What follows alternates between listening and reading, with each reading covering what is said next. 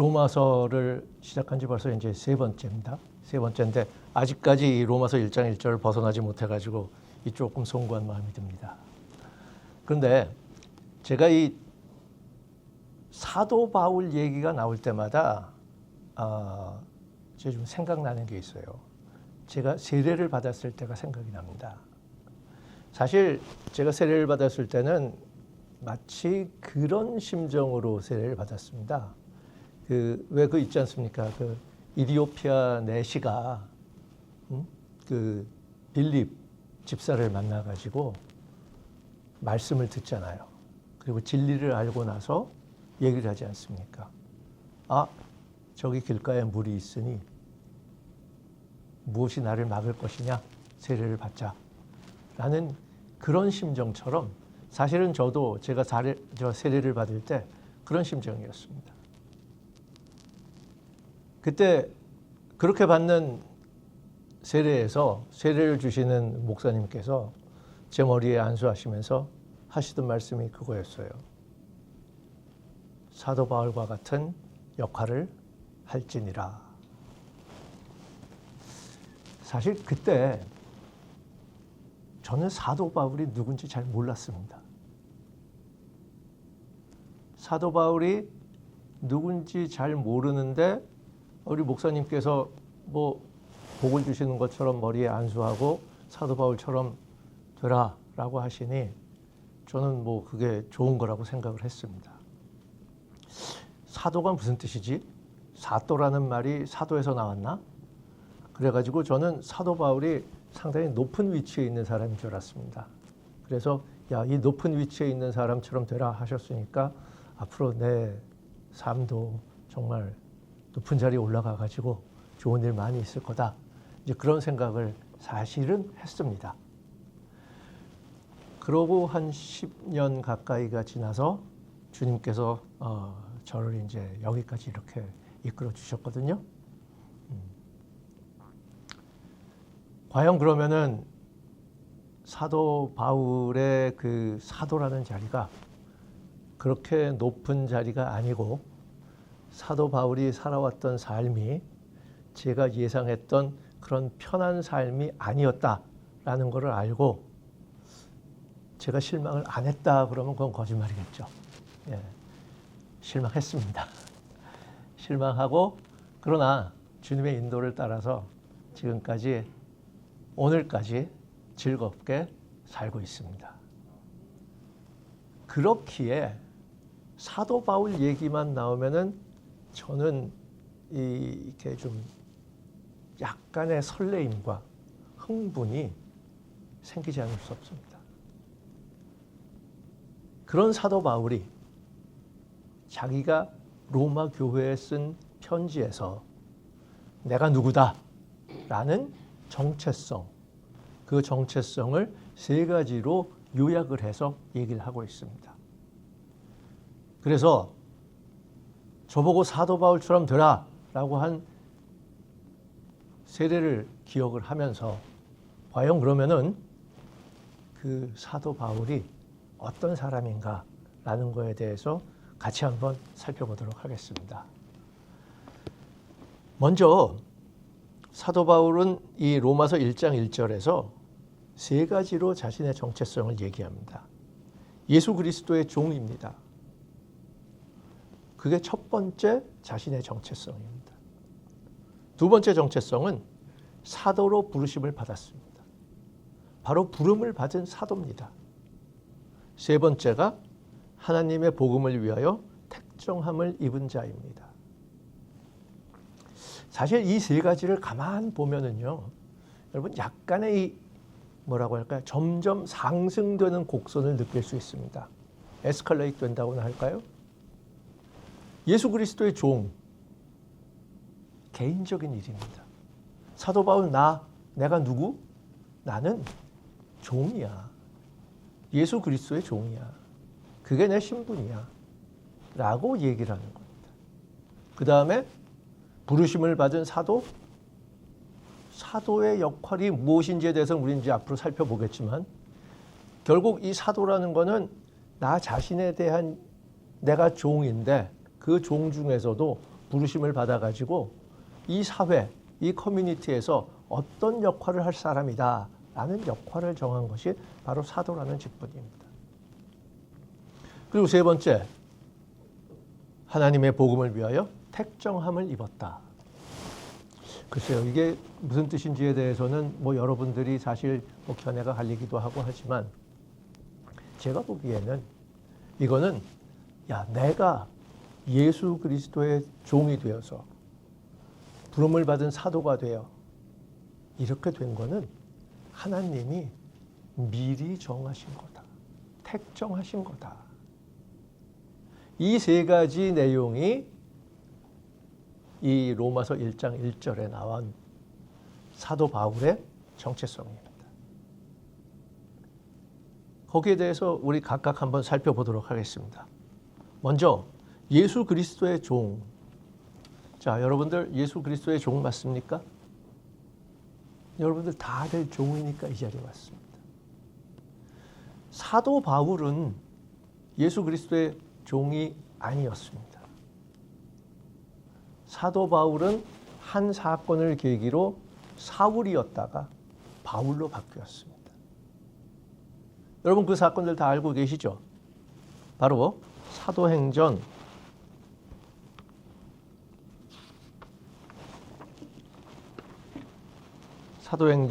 9장 3절에서 9절까지 이야기입니다.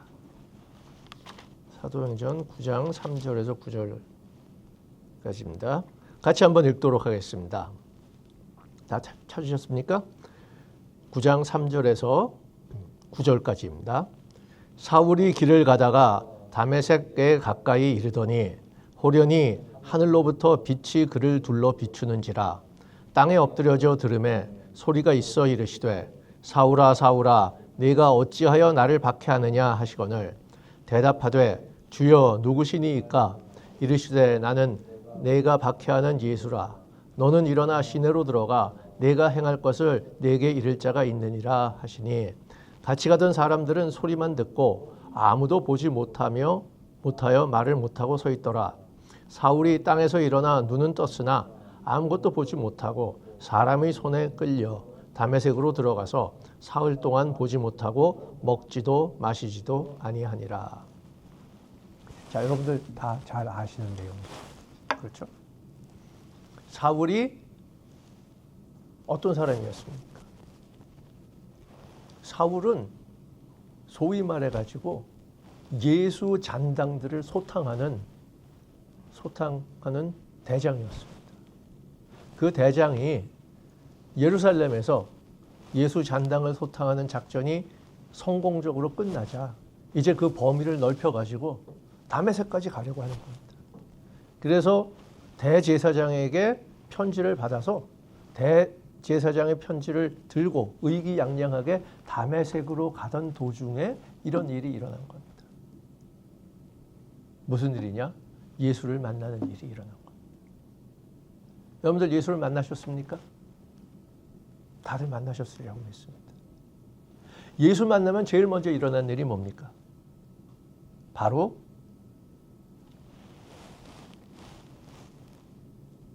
땅에 엎드려지는 겁니다. 예수 만나면은 바로 땅에 엎드려집니다. 꼿꼿하던 자아가 땅에 바로 엎어지는 그러한 일이 일어납니다. 그리고 어떤 일이 일어나냐면은 죽습니다. 사울이 죽고 바울이 태어나는 것처럼 예수를 만남을 통해 가지고 과거의 자아가 죽고 새로운 삶이 생겨나는 겁니다. 그렇기 때문에 예수의 종이 된다는 것은 바로 사울이 바울이 되는 것처럼 과거의 자신이 죽어서 새로운 부활 생명을 받아 새로운 사람으로 태어나는 그 과정이 바로 예수의 종이 되는 것입니다. 예수가 그리스도다라는 말이 복음의 본질이다라고 말씀드렸죠. 예수가 그리스도다. 저 십자가에 매달려 죽은 젊은 청년이 우리가 그렇게 기다려왔던 그리스도다. 이 말을 인정을 하는 것이 바로 그리스도인들의 기본 고백입니다. 사울은 그렇지 못했습니다. 예수가 어떻게 그리스도냐? 저 예수가 그리스도라고 하는 사람들이야말로 진정으로 위대하신 우리 하나님을 신성 모독하는 자들이다. 그래서 열심으로 그 사람들을 소탕하러 다녔던 것입니다. 그랬던 사울이 죽고 나서 사흘 동안 아무것도 먹지 못하고 보지도 못하고 마시지도 못하는 그 사흘이 지나고 나서 다시 태어난 것이 바로 바울입니다. 이것이 바로 우리가 구원받는 과정입니다. 과거에 우리가 죽고 새로운 나, 그리스도 안에서의 새로운 나가 태어나는 과정이 바로 구원의 과정입니다. 그래서 예수를 그리스도라고 인정하는 존재가 되는 순간 예수의 종이 됩니다. 여러분, 종은 뭡니까? 주인이 돈 주고 산 겁니다. 예수가 우리의 구세주이기도 하지만 한편으로는 여러분들 다들 주 예수라고 그러지 않습니까? 주, Lord, 글자 그대로 주인입니다. 그분의 소유입니다. 그분한테 내 모든 것을 맡긴 겁니다. 따라서 그분이 내 모든 것을 좌지우지하고 제 생활을 잘 때부터 시작해가지고 자고 일어나서 다시 잠자리에 들 때까지 이 모든 시간과 생활을 전부 다 차지하고 컨트롤하는 분이 바로 주인입니다. 우리가 과연 그러면은 그런 예수의 종으로서의 삶을 살고 있습니까? 이거 우리가 가끔 한번 생각해 봐야 됩니다.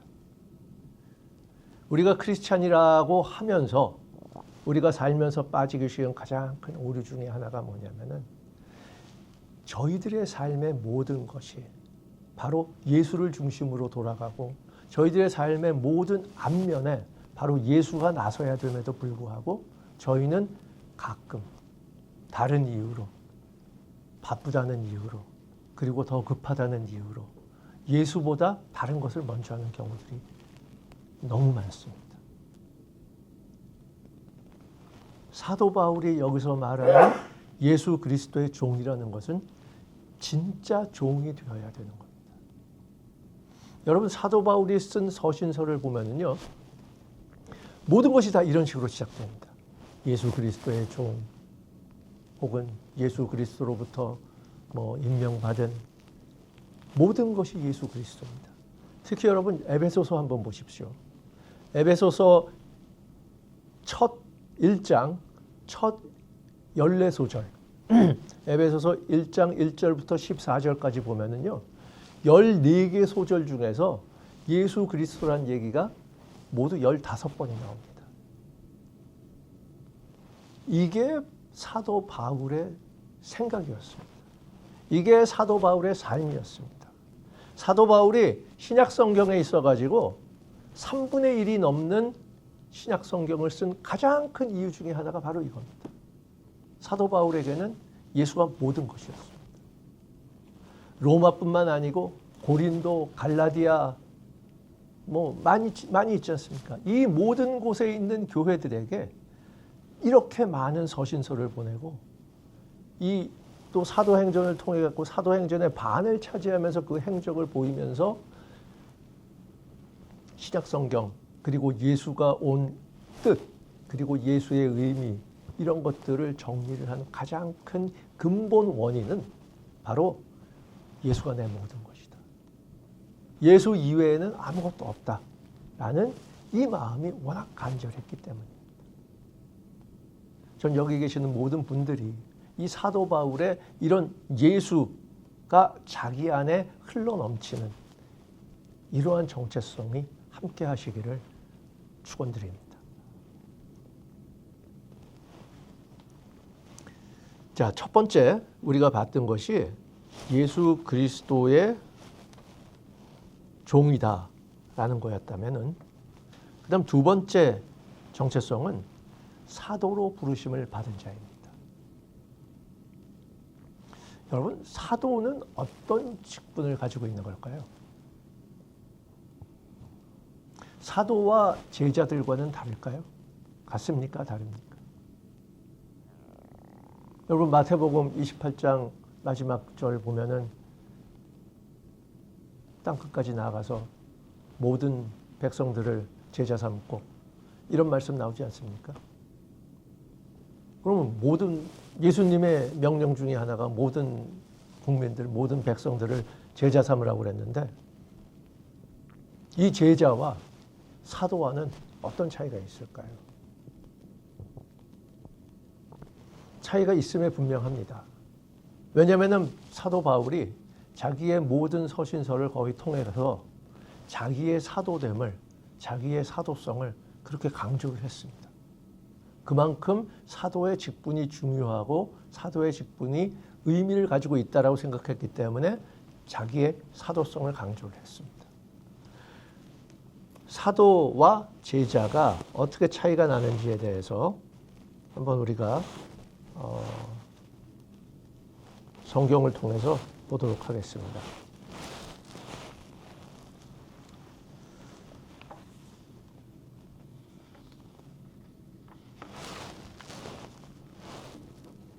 마태복음 10장 1절 2절 같이 한번 보겠습니다. 마태복음 10장 1절과 2절입니다. 자, 예수께서 그의 12 제자를 부르사 더러운 귀신을 쫓아내며 모든 병과 모든 약한 것을 고치는 권능을 주시니라. 12 사도의 이름은 이러하니 베드로라 하는 시몬을 비롯하여 그의 형제 안드레와 세베대의 아들 야고보와 그의 형제 요한, 이렇게 하면서 사도의 이름들이 쭉 나옵니다. 여러분, 10장 1절에서는 12 제자라고 얘기를 했습니다. 그런데 10장 2절이 되면서 갑자기 12 사도로 바뀝니다. 제자와 사도의 차이는 무엇일까요? 10장 1절과 2절 사이에 무엇이 일어났나 같이 한번 보겠습니다. 예수께서 제자들에게 권능을 주신 겁니다. 따라서 사도는 어떤 제자들이냐? 물론 예수의 종입니다. 예수를 그리스도라고 섬기는 예수의 완전히 종속된 종입니다. 그런데 예수님께서 그러한 종들 중에서 특정한 사람들을 뽑아서 일정한 권능을 줬습니다. 바로 그 준 권능이 귀신을 쫓아내는 것, 그리고 모든 병과 약한 것을 고치는 권능을 주신 겁니다. 그렇기 때문에 사도의 이러한 권능을 받은 자들은 바로 예수의 권위를 가지고 가면서 사방에 다니면서 했던 것들이 첫째, 예수의 가르침을 전하는 겁니다. 이거는 물론 제자들도 하는 거죠. 두 번째, 예수의 권능을 대신 행하는 겁니다. 예수님이 하셨던 어떤 거죠? 치유의 권능, 그 다음에 성령을 부어주는 권능, 이러한 권능들을 대신 행했던 사람.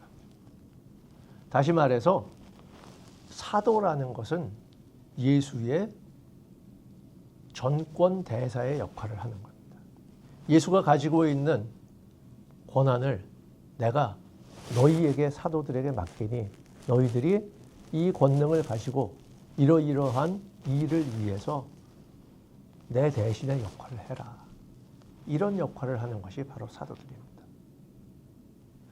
그렇기 때문에 이 사도라는 것이 상당히 중요한 직분이었고, 사실 이 사도 바울 당시에 초기 교회에 있어서는 가짜 사도들도 참 많았습니다. 여러분, 요한계시록 보면은 나오죠. 예, 요한계시록에 여러 가지 7교회들에 대해 가지고 예수님께서 칭찬을 하면서 뭐 어떤 교회에 대해 가지고는 너희들이 가짜 사도들을 판별해서 그 가짜 사도들을 걸러내는 그런 역할을 해왔다. 착하다. 라고 할 만큼 그 당시에 가짜 사도들이 횡행했었습니다. 그렇기 때문에 사도 바울은 과연 진정한 사도가 어떤 것이냐 라는 것을 정의를 하면서 그리고 자기가 그러한 정의에 따르면은 진정한 사도이다. 그렇기 때문에 내 사도성을 가지고 시비를 한다든지 하지 마라. 라는 것을 이 서신서에다가 상세하게 적어놨습니다. 그 덕분에 오늘날 우리도 이 서신서를 보면서 과연 사도가 어떠한 직분을 가지고 있는 거고 어떻게 해야지 사도가 되느냐라는 거에 대해서 사도의 정의에 대해서 사도가 될 수 있는 조건 등에 대해서 우리가 알 수 있게 되는 겁니다. 그러면 우리가 이 신약 성경을 통해서 볼 수 있는 사도의 조건이 도대체 어떤 것인가 한번 같이 보도록 하겠습니다. 첫 번째, 사도가 되기 위한 가장 첫 번째 조건은 이겁니다. 부활한 예수님을 만났어야 됩니다. 사도의 가장 큰 역할 중에 하나는 예수님의 부활을 증거하는 겁니다. 여러분, 예수님이 십자가에 매달려 돌아가시고 장사한 지 사흘 만에 부활하지 않았다면은 기독교는 사실 존재 기반을 잃는 겁니다.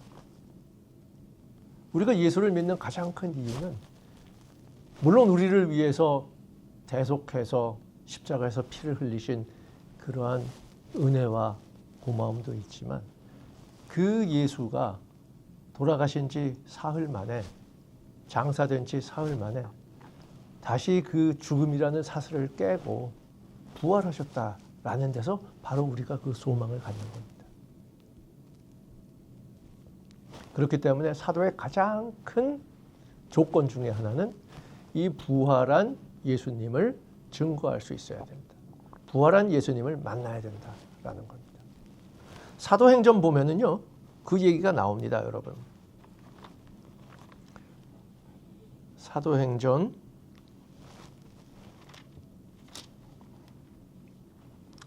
1장이죠. 예, 1장 22절 보면은요.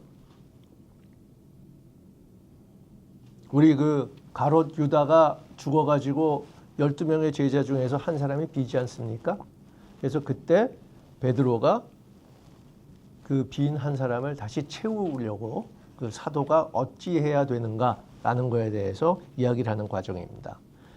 1장 22절 보면은 항상 우리와 함께 다니던 사람 중에 하나를 세워 우리와 더불어 예수께서 부활하심을 증언할 사람이 되게 하여야 하리라. 베드로가 사도를 맞이할 때, 마띠아를 할지 다른 사람을 할지 할 때 가장 중요한 준거로 내세운 것이 여기 나온 것처럼 예수께서 부활하심을 증언할 사람이 되게 하여야 한다. 이 말입니다.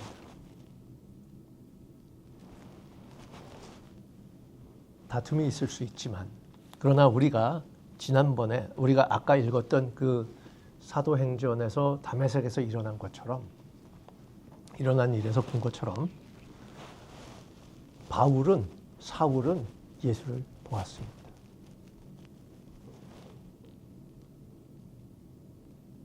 다른 사도들이 예수를 만난 것을 다 지나고 나서 한참 지난 후이죠. 그렇지만 사울은 예수를 보았습니다. 다메섹 도상에서 호련히 빛이 나타났습니다. 그 안에서 부활한 예수를 보았습니다. 그리고 그 목소리를 들었습니다. 같이 있던 사람들은 아무것도 보지 못했습니다. 사울만 보았습니다. 그거를 보고 쓰러지고 나니까 다시 일어나도 눈을 떠도 보지 못합니다. 주님의 제자가 와서 안수할 때까지, 그래서 눈에서 비늘이 떨어질 때까지 눈을 떠도 보지 못하는 그거를 보았습니다. 바로 부활하신 예수님을 본 것입니다. 그래서 사도가 되는 가장 첫 번째 조건은 부활한 예수님을 보아야 됩니다. 그렇기 때문에 예수님이 도마에게 다시 한번 나타나셨는지도 모릅니다. 그래서 가룟 유다는 12제자에 속할지는 몰라도 끝까지 사도가 되지 못했던 것입니다. 부활한 예수님을 증거할 수 있어야 된다. 그 첫 번째 조건. 두 번째는 무엇일까요? 바로 예수님의 부름을 받아 임무를 부여받아야 된다는 겁니다. 사도는 사람이 부르는 것이 아닙니다. 사도는 예수님이 부른 것입니다. 사도는 다른 사도가 사도를 만들 수 없습니다. 다른 사도가 사도를 부를 수 없습니다.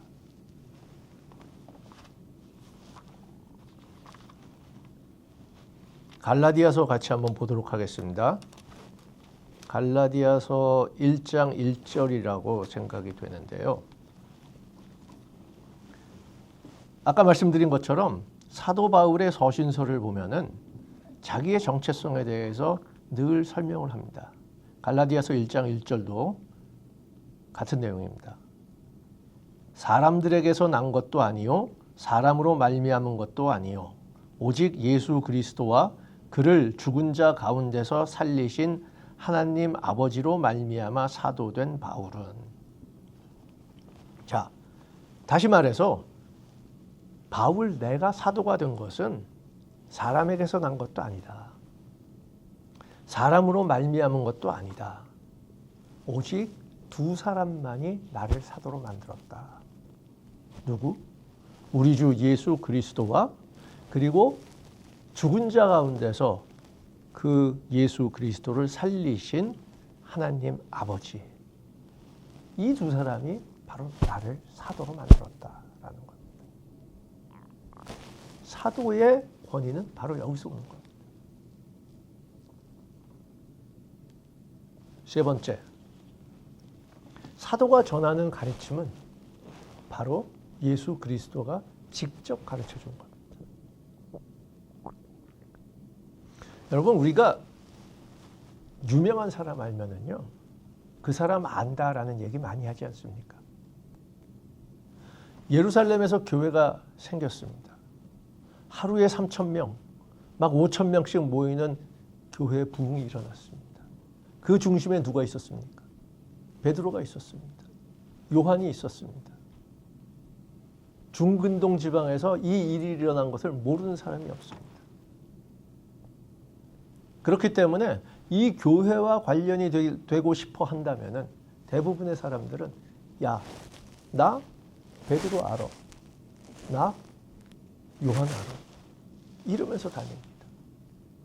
그게 나를 높이는 가장 일반적인 수단이고 그러한 방식으로 우리 주변에서도 많은 사람들이 호가호위하고 있는 것을 오늘날에도 볼 수 있습니다. 그러나 바울은 어땠습니까? 한번 보시죠. 똑같은 갈라디아서 1장 17절입니다. 또 나보다 먼저 사도된 자들을 만나려고 예루살렘으로 가지 아니하고 아라비아로 갔다가 다시 다메섹으로 돌아갔노라. 18절 19절도 함께 보겠습니다. 그 후 3년 만에 내가 게바를 방문하려고 예루살렘에 올라가서 그와 함께 15일을 머무는 동안 주의 형제 야고보 외에 다른 사도들을 보지 못하였노라.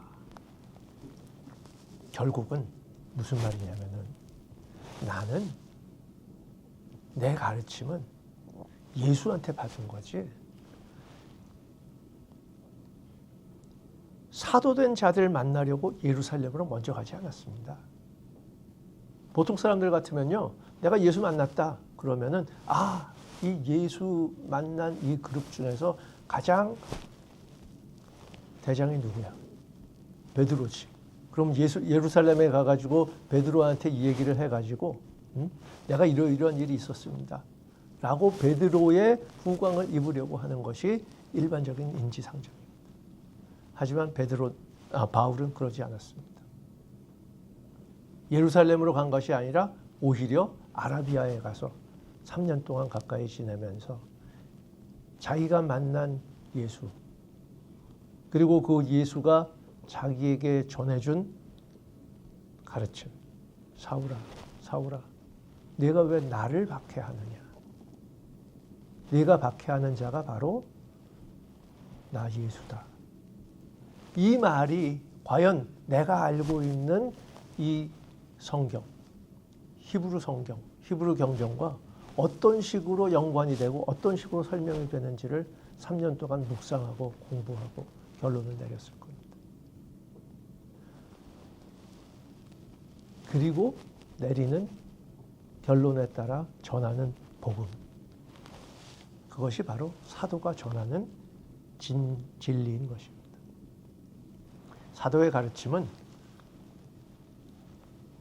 남에게서 받은 것이 아니고 바로 예수 그리스도에게 직접 받은 것입니다.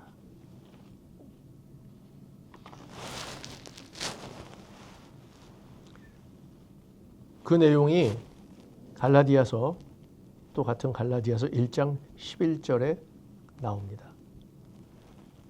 형제들아, 내가 너희에게 알게 하노니 내가 전한 복음은 사람의 뜻을 따라 된 것이 아니라 12절, 이는 내가 사람에게서 받은 것도 아니요 배운 것도 아니요 오직 예수 그리스도의 계시로 말미암은 것이라. 진리는 예수 그리스도의 계시로 알게 됩니다. 사람으로서 받는 것도 아니고 그 다음에 다른 어떤 전통으로서 받는 것도 아닙니다. 그 진리의 계시가 나와 있는 것이 바로 우리는 복되게도 이 성경책입니다. 이 성경에 바로 그 진리의 계시가 나와 있습니다. 여러분들 교회 역사를 보면은요, 2세기, 3세기에 걸쳐서 신약 성경을 과연 그럼 어떤 걸로 정경화시킬 것인가? 예? 신약 성경의 기본 정경을 어떤 것으로 정할 것인가? 할 때 그 당시 우리 그 믿음의 선조들이 가졌던 가장 기본적인 기준이 뭔지 아십니까?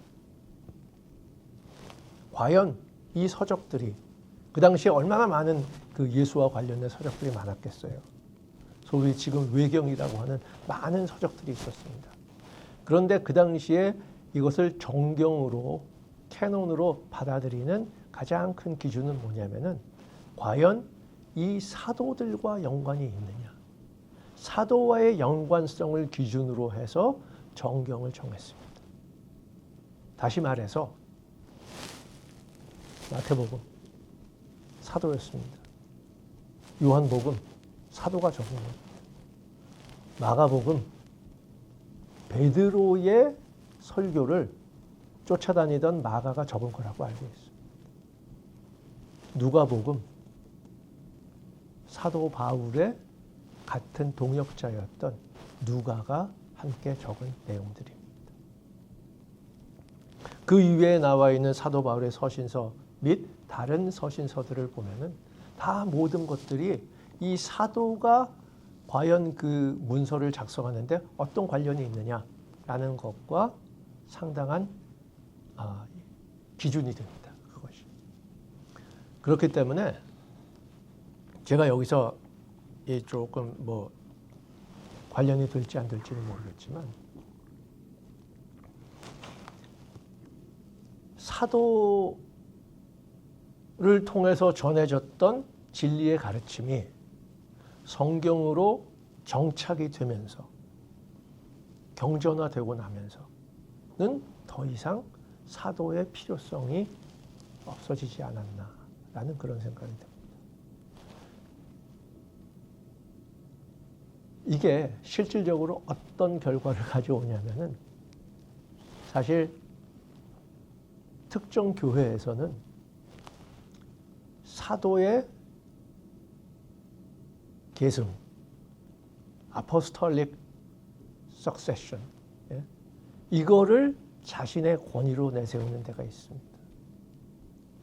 사도 베드로의 후예예요, 나는. 그렇기 때문에 나는 권위가 있어요.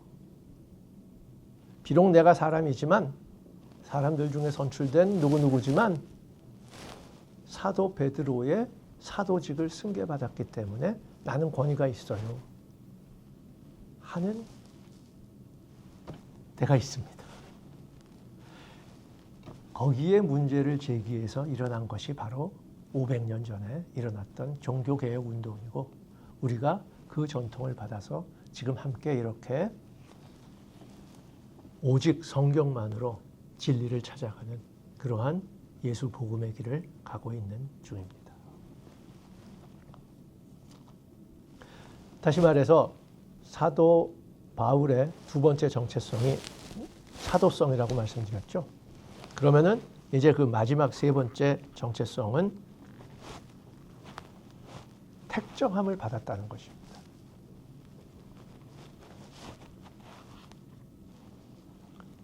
하나님의 복음을 위하여 택정함을 입었으니. 자, 영어로 보면은 set apart, 분리되었다는 소리입니다. 사도 바울이 분리되었다, 선택받았다, 이런 뜻인데요. 그러면은 다른 데서 또 혹시 이런 택정함이란 얘기가 나오는지에 대해서 같이 한번 살펴보도록 하겠습니다. 같은 갈라디아서라고 생각이 되는데요.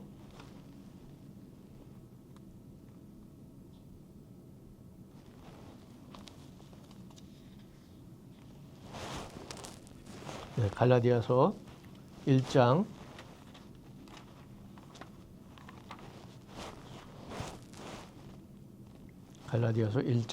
15절, 16절 함께 보도록 하겠습니다. 그러나 내 어머니의 태로부터 나를 택정하시고 그의 은혜로 나를 부르신 이가 그의 아들을 이방에 전하기 위하여 그를 내 속에 나타내시기를 기뻐하셨을 때에 내가 곧 혈육과 의논하지 아니하고.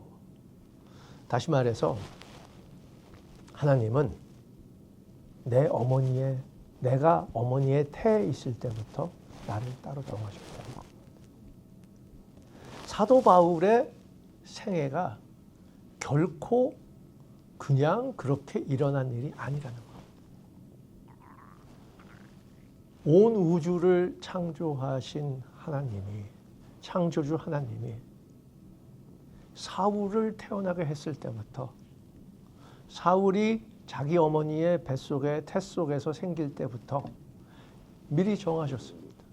너는 여기서 태어나. 히브리인 중에 히브리인, 베냐민 족속 바리새인으로 태어나. 그래서 네가 가지고 있는 혈통적 정통성으로 정통 유대인 교육을 받아.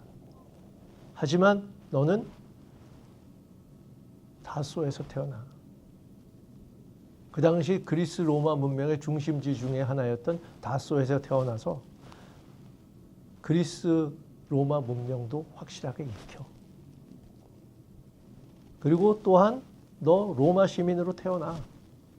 이 모든 것들이 다 우연히 일어난 것이 아닙니다.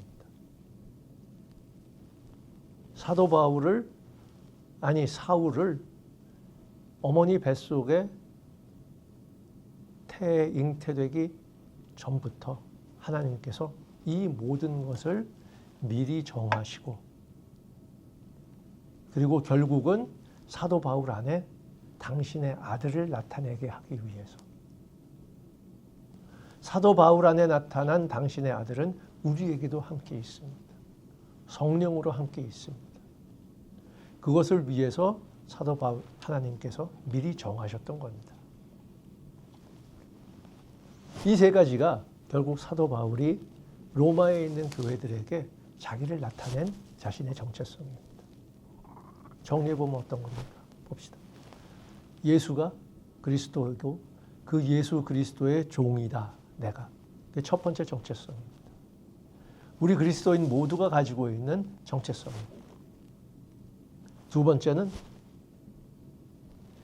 그 종들 중에서도 특별히 선택을 받아서 예수의 권위를 가지고 예수가 맡긴 사명을 해나가는 전권 대사로서의 역할을 하는 사도의 역할을 합니다. 그리고 세 번째, 이 모든 것은 이미 내가 태어나기 전부터 다 정해져 있었다. 결국 이것이 복음이고, 그리고 이것이 결국은 우리가 가지고 있는 오직 믿음만으로 구원을 얻을 수 있는 프로테스탄티즘의 기본적인 생각이 바로 이 로마서 1장 1절에 깊이 함축되어 있다는 것입니다.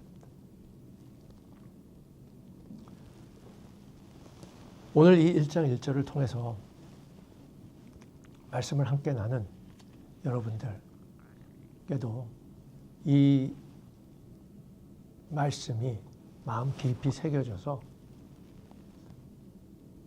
앞으로 한 주일 동안도 깊은 마음과 이 바울과 같은 열정으로 복음을 전할 수 있는 귀한 한 주 되시기를 축원합니다.